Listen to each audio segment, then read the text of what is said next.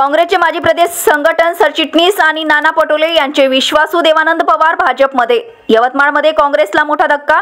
प्रदेश सरचिटणीस देवानंद पवार झाले भाजपवासी। विचारधारेच्या नावाखाली काँग्रेस बहुजनांचा छळ करतोय हे मी अनुभवलं।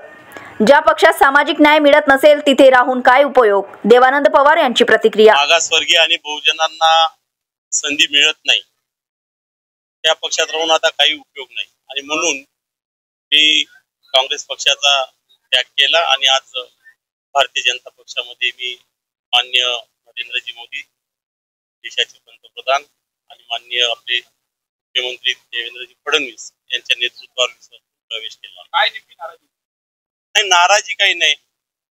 लोकसभेच्या निवडणुका असो, विधानसभेच्या निवडणुका असो, ती संघटनात्मक जबाबदारी असो, सर्व ठिकाणी विशिष्ट जातीच्याच लोकांच्या हातात काँग्रेसचे सूत्र आहे आणि एकीकडे काँग्रेस नेते राहुलजी गांधी कितीही सामाजिक न्यायाच्या गोष्टी करत असले तरी त्या गोष्टीला राज्यामध्ये काहीही अर्थ नाही, कारण राज्याचे नेते त्यांच्या विचाराला पुढे नेताना दिसत नाही।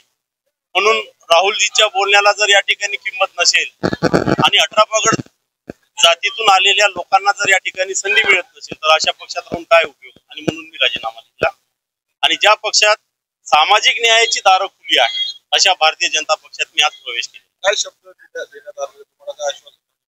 नाही, मी कुठलेही शब्द घेऊन पक्षात आलेलो नाही।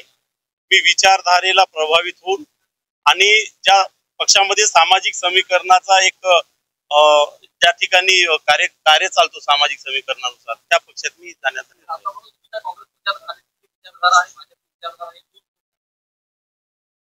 नाही। विचारधारेच्या नावाखाली काँग्रेस बहुजनांचा छळ करते हे सातत्यानं मी अनुभवलं आहे। राज्याच्या संघटनात्मक जबाबदारीच्या पदावर मी होतो, राज्याचं संघटन सरचिटणीस म्हणून मी काम केलेलं आहे आणि ज्या पक्षामध्ये सामाजिक समीकरणच होत नसेल, सामाजिक न्यायच मिळत नसेल तर अशा पक्षात राहून काय उपयोग। आणि म्हणून नाईलाजानं त्या ठिकाणाहून मी बाहेर पडलो। आज भारतीय जनता पक्षात मी प्रवेश केलेला आहे। यापुढे भाजप। अर्चना रक्षे, विदर्भ न्यूज, अमरावती।